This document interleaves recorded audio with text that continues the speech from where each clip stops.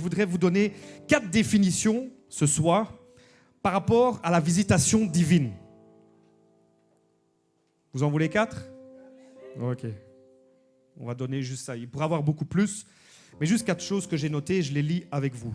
Donc, premièrement, la visitation divine, c'est le moment où tout ce qui existe dans le ciel, l'ordre, la gloire, la volonté, la paix, la lumière, la justice et la vie, lorsque toutes ces choses-là deviennent réalité sur la terre.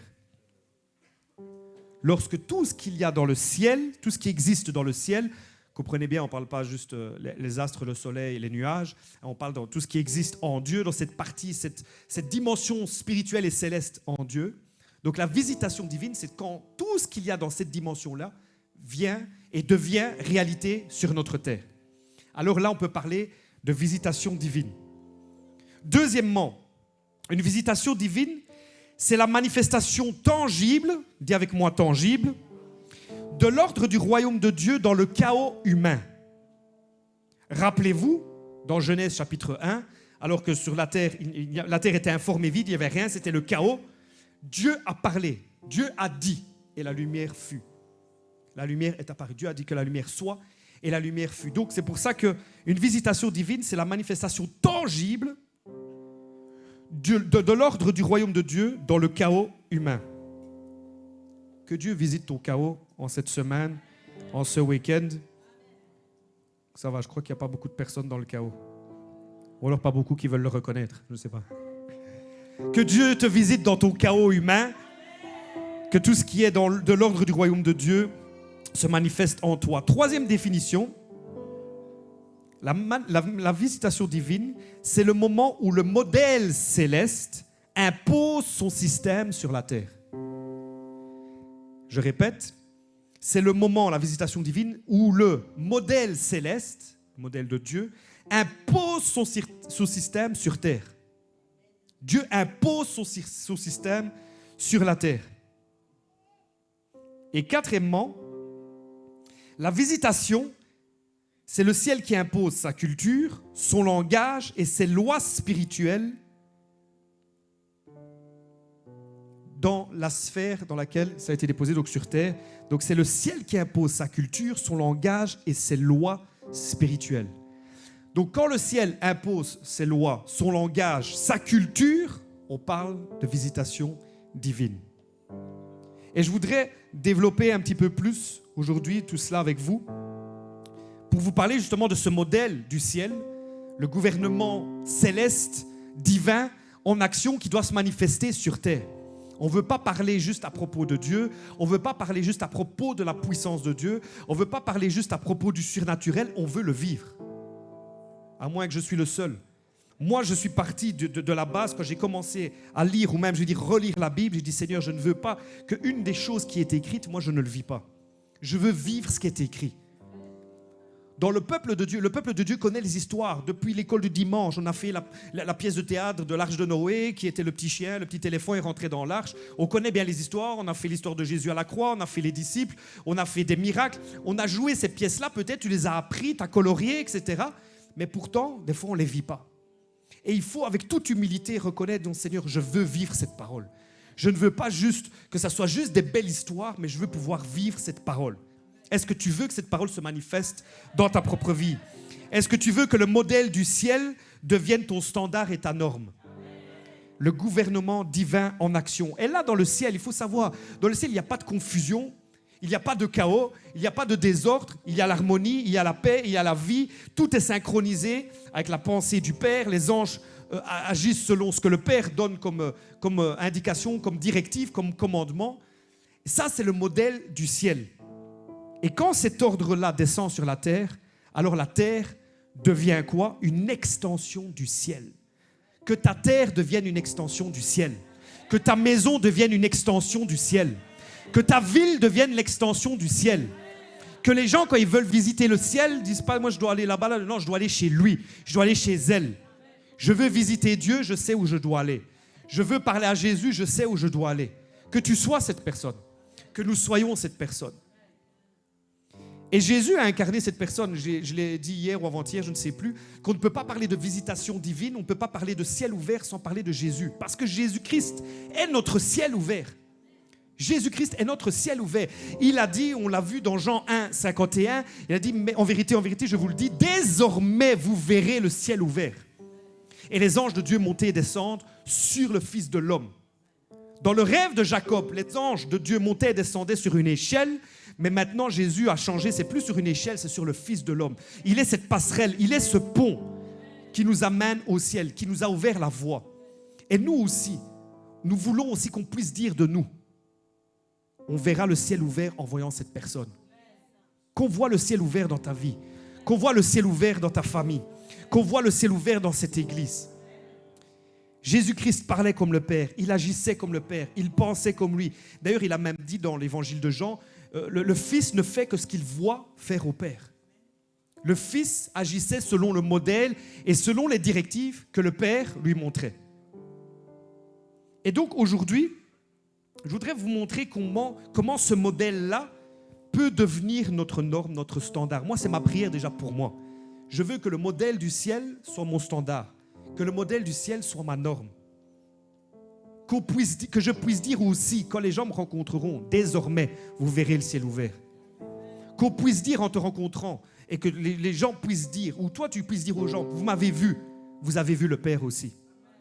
Je ne sais pas si je vous choque en disant ça, vous allez dire, ouais, mais il n'y a que Jésus qui a pu dire ça.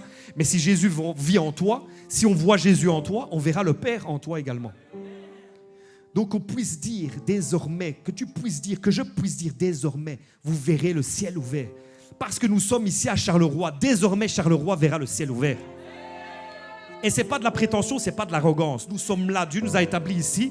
Ce n'est pas pour entretenir les gens, ce n'est pas pour raconter des histoires de la Bible, c'est pour que l'histoire de la Bible devienne l'histoire de la population ici.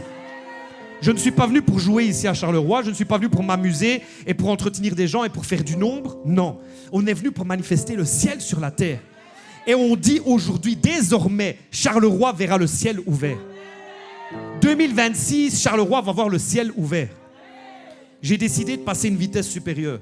On n'a pas décidé de jouer, de rigoler. Non, non, il faut qu'on avance. Et en ce jour, vous connaissez le 31, ici en Europe, où ils fêtent tous Halloween. Et on dit que c'est un jour de ténèbres, c'est un jour de mort, etc. Mais c'est faux. Parce que la Bible dit que c'est la journée que l'Éternel a fait. Ce n'est pas la journée du diable. Même sur le 31, c'est Halloween, ce n'est pas sa journée à lui. C'est la journée à Dieu. C'est la journée que l'Éternel a fait, qu'elle soit pour nous un sujet de joie et d'allégresse.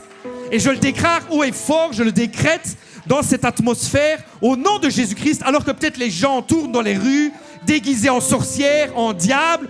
Moi, je déclare que c'est la journée que l'Éternel a fait. C'est une journée de vie, une journée de gloire, une journée de grâce, une journée de lumière, une journée de salut. Satan, tu n'auras pas le dernier mot. Et cette ville ne t'appartient pas, et ce pays ne t'appartient pas. Est-ce qu'il y a quelqu'un qui est avec moi pour déclarer cette ville appartient à Jésus-Christ? Cette ville appartient à Jésus-Christ. Cette ville est une ville de lumière. Charleroi est la ville du roi des rois. Et ce n'est pas une ville pour les ténèbres, c'est une ville pour la lumière.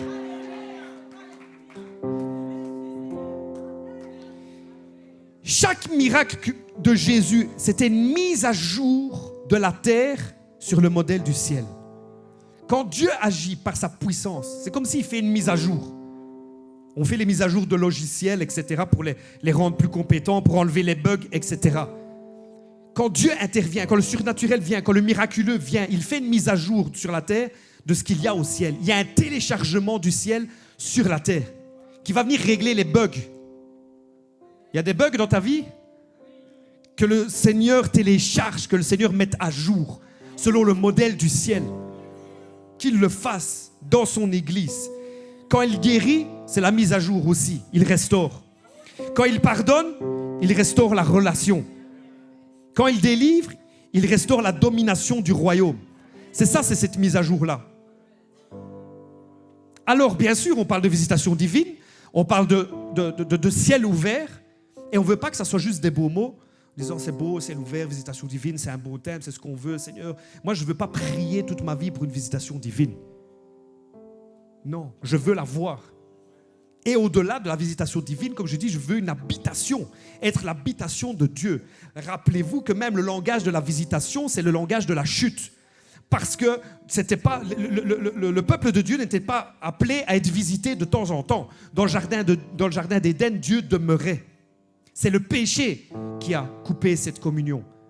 Comme on a vu aussi dans Ésaïe 59, ce sont vos crimes, ce sont vos fautes, vos péchés qui ont mis une séparation entre vous et votre Dieu. Donc, on veut vivre le ciel sur la terre et Jésus nous l'a enseigné dans sa prière, que ton règne vienne, que ta volonté soit faite sur la terre comme au ciel. Le ciel, c'est le modèle. Et nous, on doit se calquer sur ce modèle pour l'établir ici sur la terre.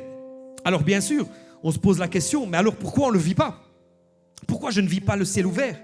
Pourquoi je ne vis pas cette visitation divine? Est-ce que vous posez cette question? Ou il n'y a que moi qui me la suis posée? C'est vrai. Si Jésus a dit, désormais vous verrez le ciel ouvert, soit je me dis, c'est ce que je vis, c'est le ciel ouvert. Je dis, ben voilà, ok, c'est ça. Ce n'est que ça. Ou si c'est ça, ben, j'ai même pas envie. Ou alors on se dit, non, il nous manque quelque chose. Qu'est-ce qui nous a manqué? Et en fait, la réalité, c'est pas que Dieu est parti. C'est que son peuple a cessé de demeurer.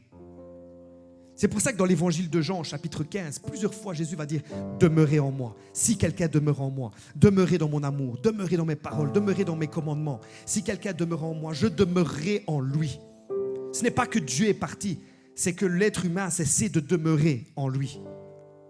Et c'est là que tout a été chamboulé. Parce qu'alors le modèle n'était plus celui du ciel. Mais un autre modèle s'est imposé à nous. Mais je voudrais aujourd'hui vous parler de cela. C'est la présence de Dieu qui se manifeste là où l'ordre du ciel est établi. Là où le modèle du ciel est établi. Alors note avec moi ici, c'est vraiment le centre de ce que je voudrais vous parler et vous communiquer. C'est ce que j'appelle la loi de la reproduction. Note, si tu prends des notes, la loi de la reproduction. Dis avec moi la loi de la reproduction. Encore une fois, la loi de la reproduction. Une dernière fois, la loi de la reproduction. Maintenant, demande à ton voisin, connais-tu la loi de la reproduction? Demande-lui s'il connaît cette loi. On parle d'une loi spirituelle, bien sûr, pas la loi du gouvernement. Parce que la visitation divine, c'est quand tout ce qu'il y a au ciel, je le répète, vient sur la terre. L'ordre, la paix, la justice, l'amour, la joie, la guérison, la vie, etc. Toutes ces choses-là viennent sur la terre. Alors, c'est quoi cette loi de la reproduction? Parce qu'il faut savoir que Dieu ne manifeste pas le ciel là où il y a du désordre. Il ne manifeste pas le ciel là où il n'est pas accueilli. Mais il habite là où le modèle céleste est reproduit. Écoute bien, reste bien avec moi. Il agit là où le modèle céleste est reproduit. C'est pour ça que je vous parle ce soir de la loi. De quoi? De la reproduction. Dieu agit et il habite là où le modèle céleste est reproduit. Prenons un passage, on peut l'afficher dans l'Épître aux Hébreux, chapitre 11, verset 3. Passage très connu et utilisé beaucoup dans ce sens-là. Hébreux 11, 3. Hébreux 11, 3.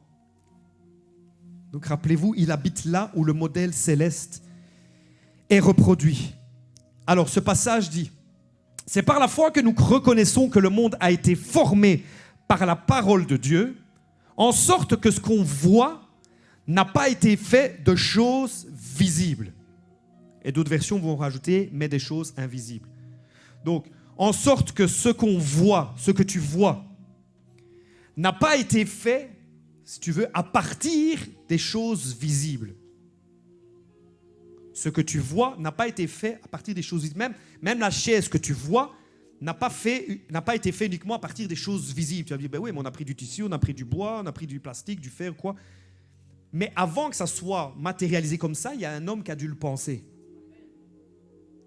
De la même manière, le monde dans lequel nous sommes, le monde visible, n'a pas été tiré des choses visibles, mais des choses invisibles. Il y a un Dieu dans cette sphère, cette dimension invisible, cette dimension spirituelle et céleste, qui lui-même a ordonné ces choses et elles sont venues à la réalité. Elles sont venues, en tout cas, enfin, elles étaient déjà réelles, mais elles sont venues en tout cas manifestes, devenues manifestes sur terre. Donc comprends que par là, que le visible reproduit l'invisible. Le visible, ce que tu vois, reproduit quoi? L'invisible. Alors, C'est là qu'il faut bien comprendre. On veut le ciel ouvert, on veut la visitation divine, mais il faut aussi qu'on comprenne que tout ce qu'on va faire, tout ce qu'on met en place, tout ce que tous les hommes font, reproduit en fait quelque chose d'invisible dans notre visible. Tout ce qu'on fait est une reproduction. Si on comprend ce principe et qu'on l'applique, alors on pourra vivre ce que Dieu nous dit. La loi de la reproduction, le visible reproduit l'invisible. Chaque fois que tu fais quelque chose, c'est une reproduction de ce qu'il y a dans l'invisible. Donc ce que tu représentes, détermine ce que tu reproduis. Et ce que tu reproduis va attirer l'esprit du modèle que tu copies. Suivez-moi bien, je vais vous donner vraiment quelques clés puissantes. Je répète cela, ce que tu vas reproduire, ça va attirer l'esprit du modèle que tu reproduis. Je répète encore une fois ça, ce que tu reproduis va attirer l'esprit du modèle que tu as reproduit. Qu'est-ce que cela veut dire? Je vais vous donner quelques exemples. Par exemple, chaque fois que tu calomnies, tu reproduis et tu attires l'esprit de ce modèle-là. Qui est le calomniateur? Le premier calomniateur, c'est le diable. Quand tu accuses l'autre, le diable est appelé l'accusateur des frères. Quand tu accuses, tu reproduis ce modèle et tu attires l'esprit de ce modèle. Pareil quand il y a de l'orgueil, quand il y a de la jalousie, toutes ces choses-là, quand il y a de l'impureté, quand il y a le péché, qu'est-ce qui se passe? Donc toi tu agis ici, mais tu reproduis un modèle invisible et donc tu attires l'esprit de ce modèle et tu attires les esprits correspondants à ce modèle. Inversement, quand tu manifestes la pureté, quand tu manifestes la sainteté, quand tu manifestes l'amour, quand tu manifestes le pardon, devine qui tu attires. Quand tu vis dans l'obéissance, qui tu vas attirer? Il faut qu'on comprenne ces choses-là. Parce que des fois, on demande des choses à Dieu, mais des choses que Dieu ne peut pas répondre, même s'il le voudrait, il y a des lois spirituelles. Et ces lois font que... Non. Que tu sois chrétien ou pas, si je lâche le micro, il tombe à terre. On peut se mettre tous à parler en langue, il va quand même tomber. Ah oui, parce qu'il y a une loi, la loi de l'attraction, tu lâches, boum. C'est comme ça, que tu le veuilles ou pas, que on jeûne une semaine pour que le micro reste en l'air. Bon, le surnaturel existe, hein, j'y crois. Mais je vous fais comprendre que Dieu lui-même a instauré des lois de la physique, des lois naturelles, etc. Mais il y a surtout, au-delà de ça, des lois spirituelles. Et la loi de la reproduction, c'est cela. Des fois, on demande des choses à Dieu. Mais les choses que Dieu nous a donné le modèle, à nous de reproduire ce modèle. Jésus-Christ, c'était le modèle parfait. Des fois, on va dire, oui, mais lui, c'était Jésus, il pouvait... Non, en fait, il a juste montré ce qu'un homme peut faire en tant qu'homme sur terre s'il vit selon le bon modèle. Je ne minimise pas Jésus, bien sûr, il était Dieu, fils de Dieu, mais toutes ces choses aussi, il les a accomplies en tant qu'homme. Parce que la Bible dit qu'il a été tenté comme nous en toutes choses, lui-même, il a aussi souffert, lui-même, il a connu la faim, la soif, la fatigue, etc. Donc, la loi de la reproduction, c'est justement que ce qui est dans l'invisible est reproduit dans le visible. Et ce que nous, on fait dans le visible reproduira donc ce qu'il y a dans l'invisible. Alors, vous allez me dire, oui, mais qu'est-ce que ça a à voir avec notre thème? Je vais y arriver, ne vous en faites pas. Ce que tu reproduis, donc, attire l'esprit du modèle que tu copies. Quel est le modèle que tu copies? Dans ta manière de penser, dans ta manière de parler, dans ta manière d'agir. Peut-être tu ne t'en rends pas compte, mais quand on agit, on recopie toujours un modèle. Et dans notre cas, il n'y a que deux modèles. Ou il est de Dieu, ou il n'est pas de Dieu. Il n'y a pas 36 voies. Ou il est de Dieu, le modèle, ce que j'ai fait, ce que j'ai pensé, ce que j'ai parlé, comment j'ai agi, mon caractère, ma vie, etc. Ou ce modèle est de Dieu, ou il n'est pas de Dieu. S'il n'est pas de Dieu, il vient du diable. Et donc, ce que je reproduis va attirer l'esprit du modèle que j'ai copié. Va attirer les esprits correspondant à ce modèle-là. Si c'est le modèle du ciel, ça va attirer l'ordre, ça va attirer la lumière, ça va attirer la paix, la présence, la gloire, la vie, la bénédiction. Si ce modèle que je copie est le modèle des ténèbres, alors ça amène le désordre, ça amène la confusion, ça amène l'oppression, ça amène l'orgueil, etc., etc. Est-ce que vous êtes toujours avec moi? Donc, en fait, l'obéissance, comprenez ceci, l'obéissance, c'est quoi? C'est la reproduction, en fait, d'un modèle. Avant de parler de l'obéissance à Dieu, parce qu'on obéit tous à quelque chose, mais pas tout le temps à Dieu. Quand tu n'obéis pas à Dieu, tu obéis à quelque chose d'autre. Si tu désobéis à Dieu, tu as obéi à quelque chose d'autre. Juste. D'ailleurs, dans Romains chapitre 6, il est dit que tout être humain est esclave de ce à quoi il a obéi. Nous sommes esclaves de ce à quoi nous avons obéi. Si tu es esclave de telle chose, de telle chose, de telle chose, retourne en arrière avant de demander, Seigneur, délibère-moi de cet esclavage. Commence par obéir. Parce que tu as obéi en fait à un système qui t'a amené dans cet esclavage. Vaut mieux être esclave de Christ qu'esclave des ténèbres, etc. Donc l'obéissance, en fait, c'est justement ça, c'est la reproduction d'un modèle que nous avons recopié. Alors à nous de recopier le bon et le juste modèle, parce que chaque acte que nous allons faire va reproduire justement l'ordre spirituel auquel je me soumets. Et vous allez voir ça justement avec moi dans un passage du livre de l'Exode. Exode chapitre 25. Parce que vous allez voir qu'on veut le réveil, on veut le feu de Dieu, on veut la visitation divine, on veut le ciel ouvert. Oui, mais il faut justement que ce qu'il y a dans le ciel trouve un correspondant sur la terre. C'est là qu'elle est la clé. C'est pas juste je dois prier, Seigneur, envoie le feu, envoie le ciel. Tu peux prier toute ta vie comme ça. Des générations et des siècles peuvent passer sans qu'il n'y ait jamais rien eu.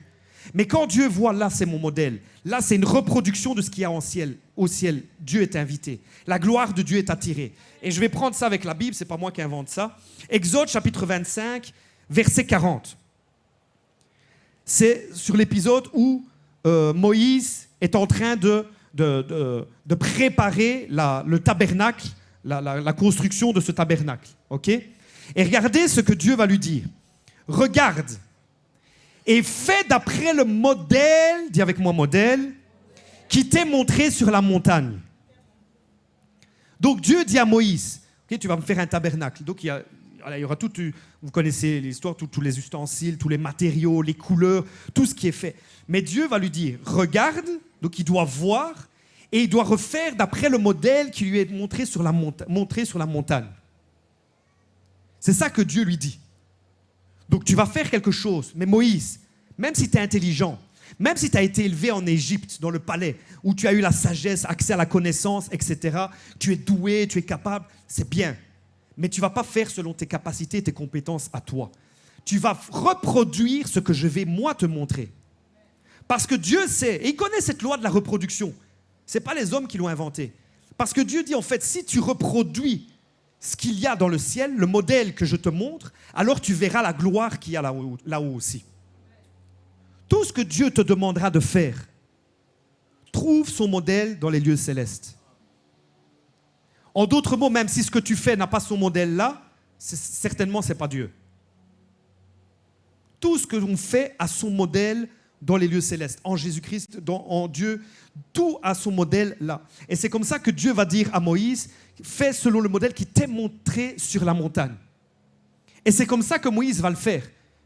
Et quand tu vas aller plus loin, alors que voilà, il va confectionner tout ce qu'il a fait, quand on va plus loin, à la fin, quand tout est terminé, dans Exode chapitre 40, au verset 33 et 34, il est dit que Moïse acheva le travail, et le verset 34, alors la gloire de l'Éternel remplit le tabernacle. C'est seulement alors que la gloire de l'Éternel a rempli le tabernacle. Qu'est-ce que je veux vous dire aujourd'hui? Je veux te dire que tu veux que Dieu te visite, tu veux que Dieu te touche, qu'il t'entende, qu'il agisse, qu'il réponde à tes besoins, qu'il transforme ta vie, ta famille, tes projets, et qu'il transforme la ville, etc. Il faut qu'on fasse d'après le modèle. Pasteur Steve, il faut qu'on prie en cette fin d'année, en l'année 2026, il faut qu'on demande à Dieu quel est le modèle pour cette ville. Dire Seigneur, quel est le modèle pour Charleroi? Ce modèle, ce n'est pas nous qu'on va l'inventer. On ne va pas sortir quelque chose de nouveau. On ne réinvente pas la roue. Il y a un modèle qui est de là de toute éternité dans les lieux célestes. On va dire Seigneur, donne-nous ce modèle et c'est ce qu'on va reproduire. Si nous, on reproduit juste ça, croyez-moi, même 10 minutes de prière après, boum, ça éclate. Certains ont juste prié pendant des heures de Seigneur, des heures, des mois, des années, et il n'y a jamais rien. Mais un homme vient et reproduit juste le modèle, ça éclate en quelques secondes. C'est pour ça que Jésus-Christ, il reproduisait un modèle. Et c'est pour ça que face à des situations, des cas compliqués, etc., un mot, une parole, un geste, juste quelque chose pouvait régler la situation. Là où nous, on prie depuis 3 semaines, ou on jeûne depuis 3 mois, 3 ans, il arrivait en un instant, c'était réglé. Parce qu'il était le modèle parfait. Le modèle ambulant, le modèle du ciel. Il est dit, la parole a été faite chair et elle a habité, elle a tabernaclé, il a dressé sa tente parmi nous. Le tabernacle là, qui était selon le modèle de Dieu sur la montagne, Jésus l'a incarné. Lui-même était le tabernacle vivant et il manifestait la gloire de Dieu là où il allait. Que ta vie soit ce tabernacle vivant, que ma vie le soit, que cette ville de Charleroi soit un tabernacle vivant, où la gloire de Dieu est là. Que les gens n'ont même pas le temps de rentrer dans l'église, ils ont juste garé leur voiture sur le parking. Que la personne déjà est visitée par le Saint-Esprit. Que la personne en chaise roulante laisse la chaise sur le parking, elle rentre à pied. La gloire de Dieu qui est là, que les pécheurs, il ne faut pas forcer, allez, lève ta main, fermez les yeux, qu'on ne voie personne, etc. Non, que les gens viennent en courant et disent, qu'est-ce que je dois faire pour être sauvé? Moi, c'est ce que je veux vivre. Qu'on ne doit pas prier, on est juste en train de prêcher, bam, le Saint-Esprit tombe, comme au jour avec Corneille, acte 10. Et ils sont tous remplis du Saint-Esprit. Il faut qu'il y ait un modèle. Moi, c'est ma prière en cette fin d'année, je dis, Seigneur, montre-moi le modèle. Pour ma vie, pour le ministère que tu nous as donné, pour l'Église, montre-moi le modèle. Ah, il faut du courage pour reproduire ce modèle, oui. Parce que souvent, ça ne va pas aller selon l'ordre public, l'opinion publique. Ça ne va peut-être pas aller ce modèle selon la chair, selon tes facilités, selon ce que tu aimes. Mais Dieu cherche des personnes courageuses qui vont dire, Seigneur, me voici, envoie-moi. On veut tellement que Dieu fasse de choses pour nous, mais nous, qu'est-ce qu'on est prêt à faire? Quand il va te dire pardonne, quand il va te dire, ouais, mais non, c'est trop dur, ok. Ben, il va te ramener toujours à cette case-là. Hein. Il ne va pas changer ses plans parce que c'était trop dur. Il y a un modèle spirituel qui est là et nous devons reproduire ce modèle. Moïse a achevé le travail et alors la gloire de l'Éternel a rempli le tabernacle. Quand toi tu achèves, quand moi j'achèverai ce modèle, ce tabernacle, selon le modèle qui m'a été fait, selon le modèle qui nous a été montré, la gloire de Dieu va investir ce lieu. Il faut qu'on prie, Seigneur, donne-nous le modèle, donne-moi le modèle de ma vie. Et croyez-moi, il ne faut pas attendre. Déjà dans la Bible, il y a beaucoup de choses. Il y a déjà tout même. Bien sûr, il faut la lire avec attention, il faut la lire, il faut la méditer en disant, Seigneur, je veux que tu me parles, montre-moi. Et surtout, Dieu va parler à quelqu'un qui est prêt à agir selon cette parole. Parce que souvent, on veut juste que Dieu parle, mais puis quand il parle, on ne fait rien. Dieu va investir et Dieu va parler là où il sait qu'il sera écouté. Là où il sait qu'il sera entendu. C'est pareil aussi, j'analysais cette semaine aussi les différents modèles au niveau du tabernacle avec Salomon, 1 Roi chapitre 8. Premier épître de Roi chapitre 8, versets 10 à 11. Alors que Salomon lui-même a fait tout aussi selon le modèle qu'il avait reçu de son père David. Il a fait tous les ustensiles selon le modèle, les fourchettes, jusqu'aux fourchettes, aux assiettes, tout était fait selon le modèle. Là, ce n'était pas pour le tabernacle, c'était pour le temple. Il a fait tout selon le modèle. Et il est dit, versets 10 et 11, alors que tout est terminé, au moment où les sacrificateurs sortirent du lieu saint, la nuée remplit la maison de l'Éternel. La nuée, la Shekinah remplit la maison de l'Éternel. Les sacrificateurs ne purent y rester pour faire le service. Moi, ces versets-là, ça me choque. Vous imaginez, on est là, on s'est préparé pour faire le message et on ne peut même pas rester. On doit tous sortir. On doit tous sortir de la pièce, c'est trop. C'est ce qui s'est passé. Les sacrificateurs ne purent y rester pour faire le service à cause de la nuée, car la gloire de l'Éternel remplissait la maison de l'Éternel.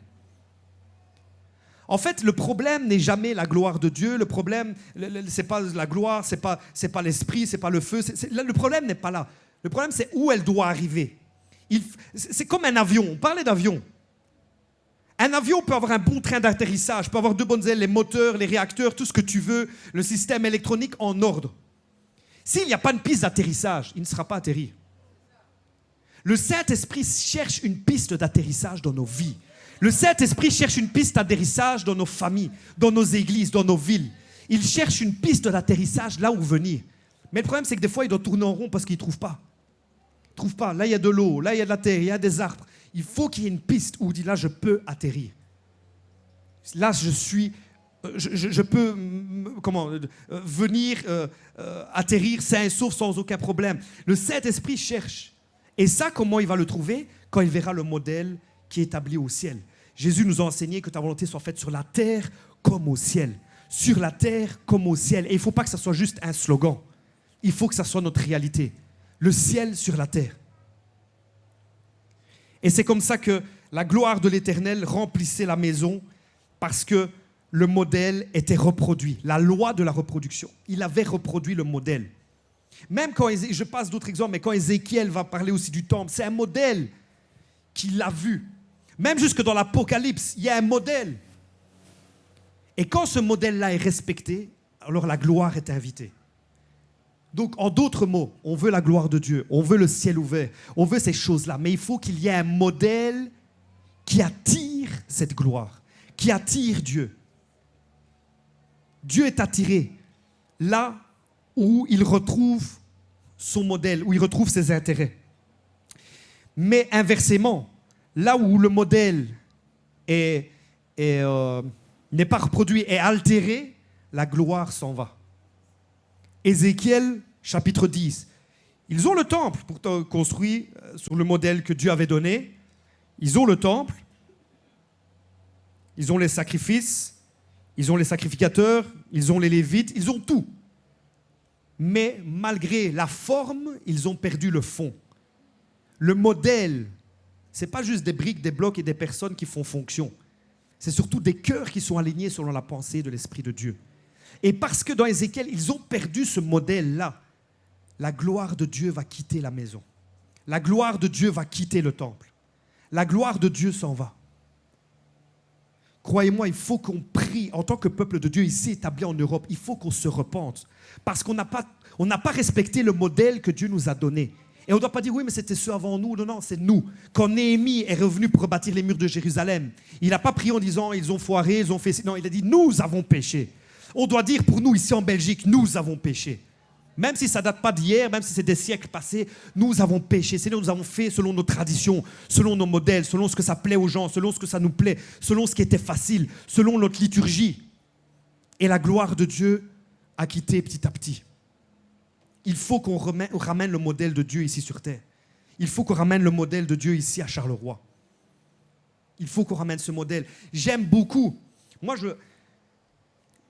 je trouve, je vais parler pour les francophones, on est tous francophones, je vais parler pour les blancs.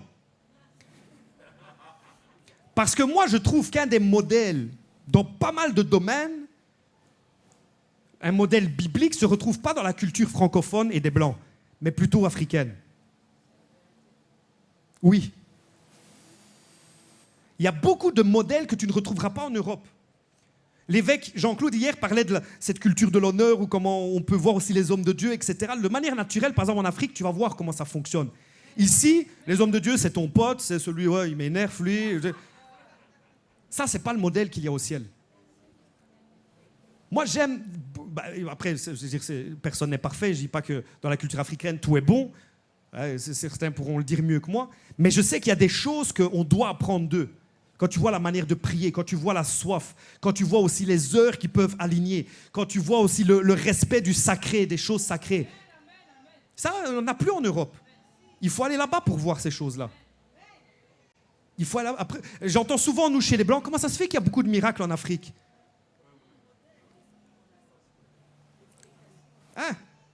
Comment ça se fait qu'il y a trop de... Mais ici, tu as tout, en fait. Tu n'as pas besoin du miraculeux. C'est pour ça que le miraculeux ne vient pas.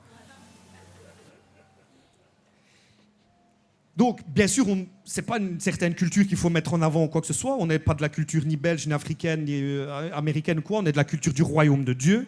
Mais moi, pour moi, bibliquement, une des cultures qui se rapproche plus de la culture de la Bible, c'est la culture africaine et orientale. Ce n'est pas du tout celle européenne. Hein.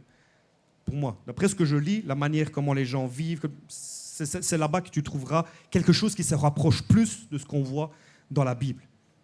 Je dis ça pourquoi? Il faut qu'on rétablisse le modèle et qu'on ne dise pas « oui, mais nous, on n'est pas habitués, mais nous, c'est pas comme ça. » Mais nous, on doit regarder qu'est-ce qu'il y a dans la Bible et reproduire ce modèle. Et pas dire « on n'est pas ainsi ». Souvent, par exemple, on dit « oui, mais moi, nous, on n'est pas expressif, nous, on ne sait pas danser, nous, on n'aime pas, moi, je suis réservé, tu sais, je suis introverti. » C'est introverti qu'on dit. La culture biblique dit danser, exulter, crier de joie, acclamer.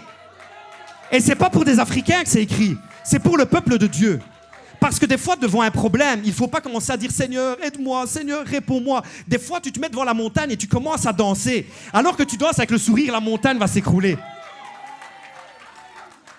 Il faut qu'on reproduise le modèle biblique. Et c'est pour ça qu'en fait, nous ne vivons pas la gloire de Dieu ici en Europe. Le peuple s'est refroidi parce qu'on a inventé nous-mêmes des modèles et qu'on croit que c'est nous qu'on a la vérité ici en Europe. On croit que c'est nous qu'on est juste, c'est nous qu'on ne se trompe pas, etc. Mais si on veut voir le ciel répondre, parce que le ciel ne répondra pas ni à nos émotions, ni à nos envies, il répondra à sa parole, il répondra au modèle qu'il voit ici sur terre. Donc, quand Dieu a dit à Moïse, fais d'après le modèle qui t'a été montré sur la montagne, vois cette parole qu'il te l'a dit à toi aujourd'hui. Fais aussi d'après le modèle que je t'ai montré sur la montagne. Alors tu vas me dire, mais moi je n'ai jamais été sur une montagne, il n'y a pas de montagne ici peut-être en Belgique, ou je ne sais pas.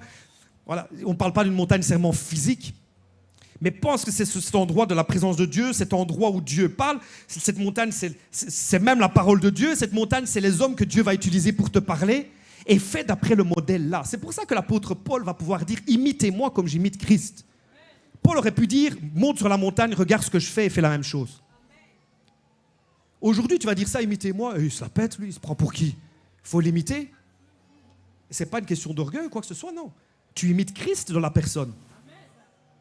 Est-ce qu'on peut imiter quelque chose de Christ en toi? Est-ce que les gens peuvent te regarder vivre et dire, voilà, ça je dois l'imiter?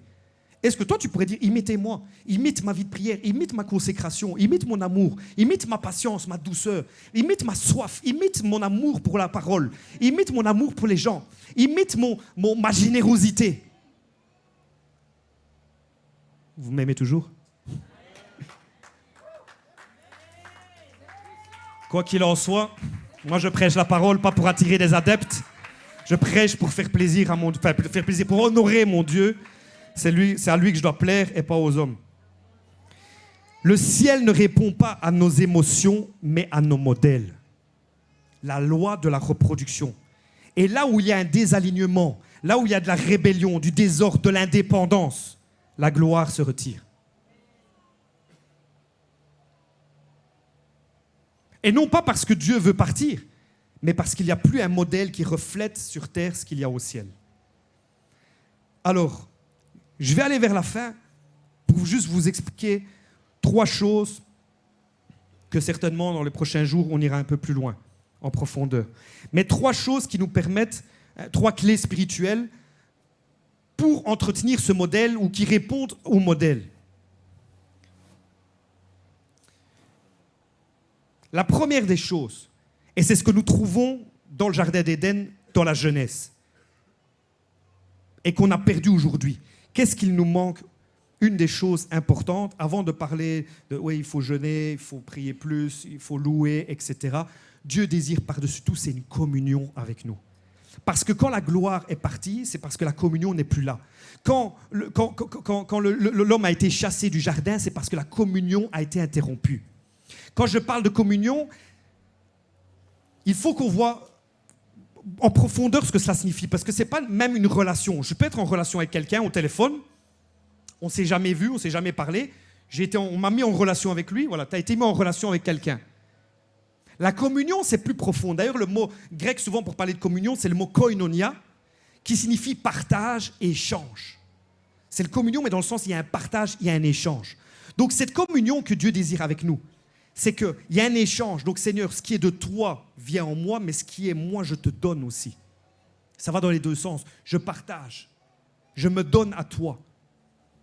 Dans le livre de Chroniques, il est dit, Dieu parcourt toute la terre pour voir un homme, pour chercher quelqu'un qui donne son cœur tout entier à lui. Dieu cherche quelqu'un qui a le cœur tout entier pour lui. Donc, Dieu n'habite pas dans des lieux religieux, il habite une communion vivante. Il faut restaurer premièrement la communion. Deuxièmement, rapidement, on abordera peut-être en profondeur ça les prochains jours. Deuxième clé, c'est la consécration. La Bible dit « Heureux ceux qui ont le cœur pur, car ils verront Dieu ».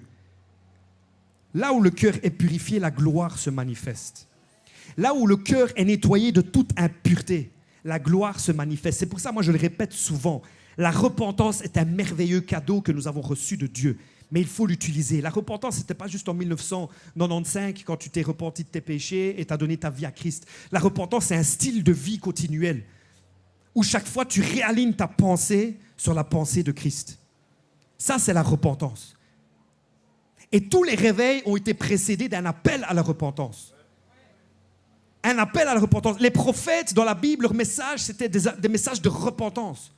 D'amener le peuple, reconnecter le peuple à Dieu, mais que le peuple se soumette, le peuple obéisse, le peuple reconnaisse son péché et dise « Seigneur, nous avons péché contre toi. Nous te demandons pardon. » Et ce n'est pas juste « j'ai versé une larme sur le moment ». Non, tu peux verser les larmes, oui, mais c'est surtout tu changes de direction, tu changes de manière de penser et maintenant tu marches selon la pensée de Christ. Il faut qu'on soit un peuple qui se repente. Belgique. Je vais le dire parce que moi je suis d'ici, de Belgique. Il faut que vous nettoyiez les bouches dégueulasses.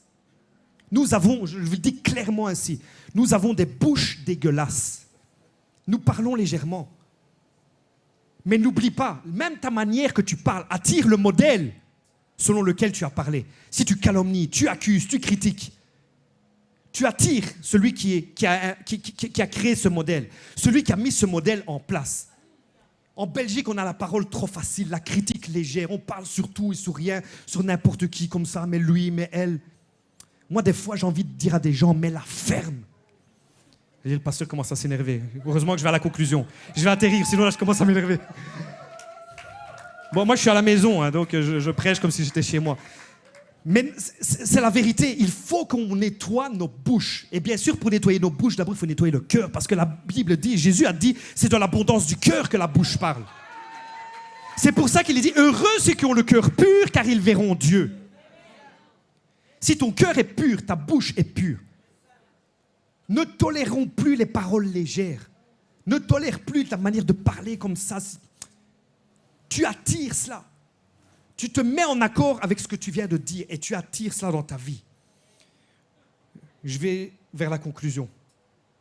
Troisièmement, ce qu'il faut comme clé, encore une fois, à laquelle Dieu va répondre, c'est le sacrifice. J'en parlerai certainement le prochain jour. Mais quand vous allez voir et étudier donc, le récit dans le livre des rois avec Salomon, il a offert beaucoup de bêtes en sacrifice, beaucoup, énormément de sacrifices. Paul va dire, offrez vos corps comme un sacrifice vivant. Le monde spirituel réagit au sacrifice. Nous, des fois, on veut tout facilement, sans que ça nous fatigue, sans que tu aies transpiré un peu, etc. Non. Le monde spirituel réagit au sacrifice. Il réagit à cela. Et il faut qu'on le comprenne.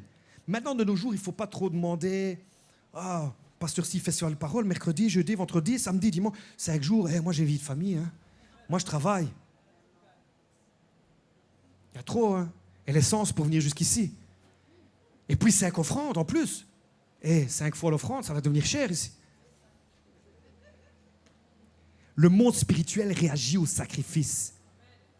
Il faut qu'on comprenne que quand tu poses des sacrifices comme ça et que le cœur y est, le monde spirituel réagit à ça.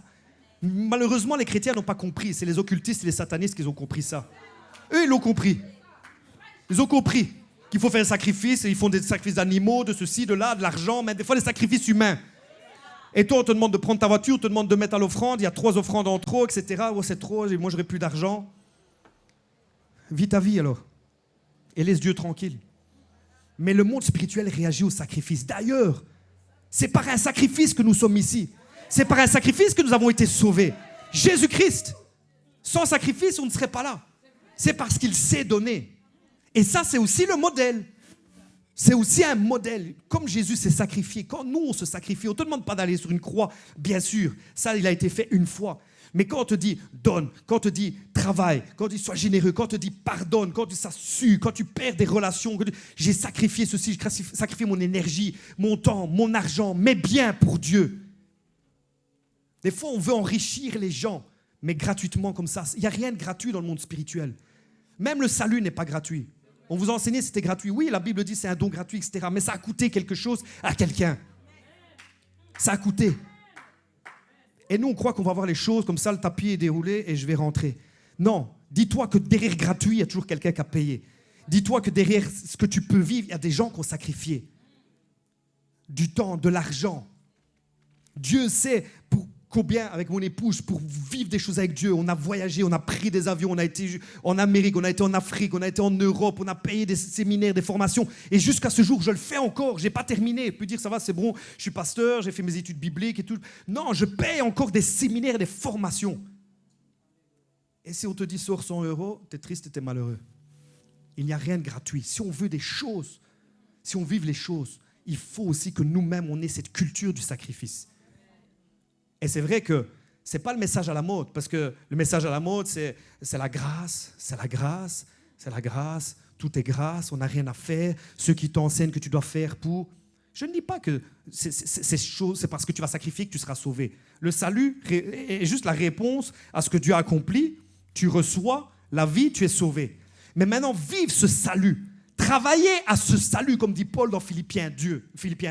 Mener à bien ce salut ou faire fructifier ce salut. Là, ça va te coûter quelque chose. L'onction n'est pas gratuite, l'onction a un prix. L'onction a un prix. Remettez vos ceintures, on va atterrir. On va atterrir. Je vais vous laisser avec ça. Rappelle-toi, le modèle du ciel doit s'établir sur terre. La loi de la reproduction. Ce que tu reproduis va attirer ce que tu as copié. Ce que tu reproduis sur terre attire l'esprit que tu as copié. Alors on veut reproduire le modèle de Dieu, le modèle spirituel, le modèle céleste, et on verra la gloire de Dieu. Amen. Soyez bénis.